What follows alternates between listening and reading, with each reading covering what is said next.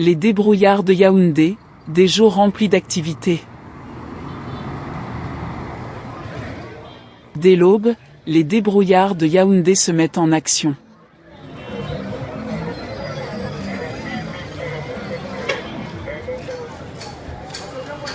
Certains commencent par vendre des fruits et légumes sur les marchés,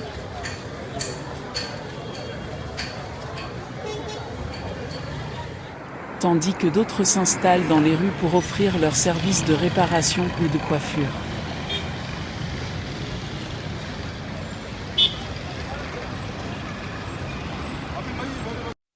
Ils sont aussi très actifs dans le secteur de la réparation.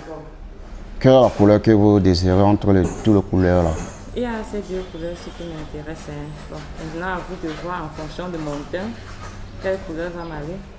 Les débrouillards de Yaoundé sont des personnes très créatives et ingénieuses, capables de trouver des solutions à tous les problèmes.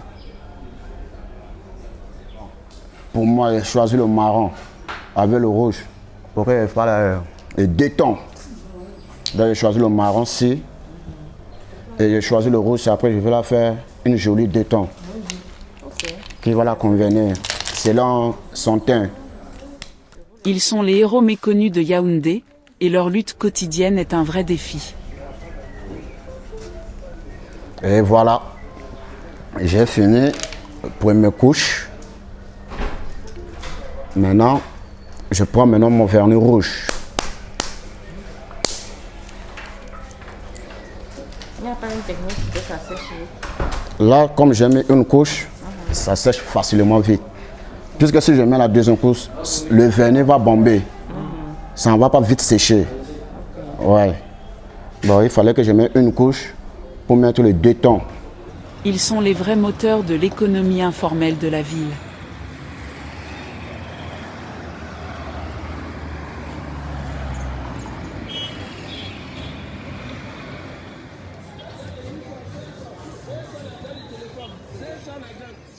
Malgré les difficultés, ils continuent de travailler dur, de se battre pour survivre et pour offrir un avenir meilleur à leur famille.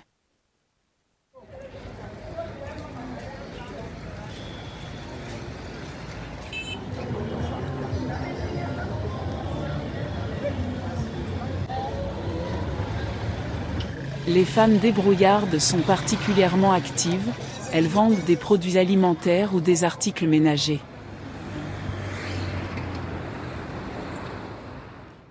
Elles sont les reines des marchés informels, où l'on trouve presque tout. Je vais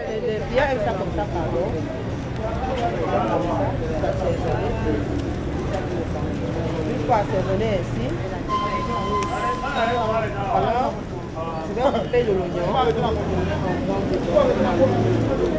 bien découpé. Les oignons qui sont déjà lavés, nettoyés. C'est déjà bien stérilisé, bien lavé avec un peu de tabelle.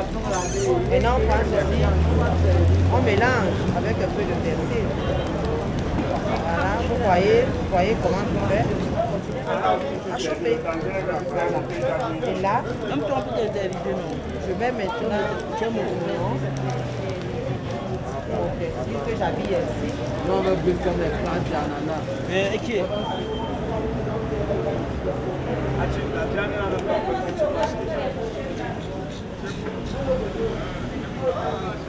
Les hommes, quant à eux, sont souvent vendeurs de rue, proposant des articles de seconde main ou des objets fabriqués à partir de matériaux de récupération.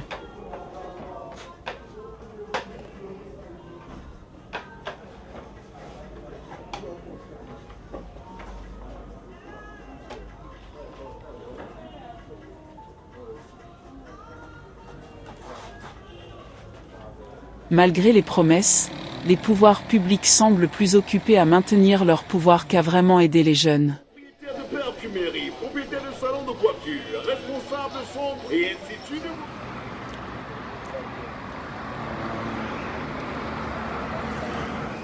Les programmes d'aide sont souvent inefficaces, les fonds sont mal gérés et les jeunes sont laissés dans l'ignorance.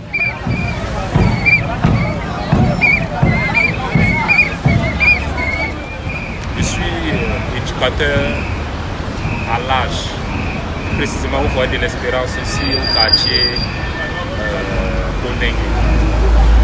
En effet, nous commémorons aujourd'hui la journée internationale de l'enfant de la rue.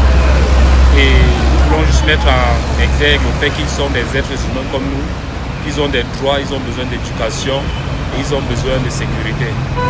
Ne les délaissons pas, car ils peuvent être des enfants qui gouverneront ce pays demain, on ne sait jamais.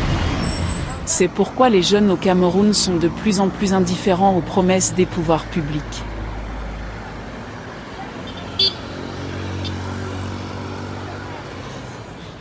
Ils ont perdu confiance dans les institutions et préfèrent se fier à leurs propres moyens pour réussir.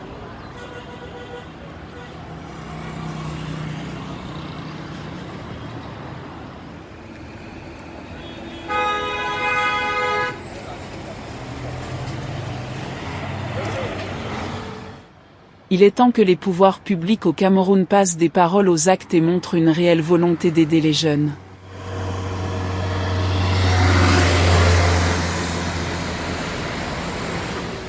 Sinon, les débrouillards continueront de prospérer, mais le pays dans son ensemble stagnera.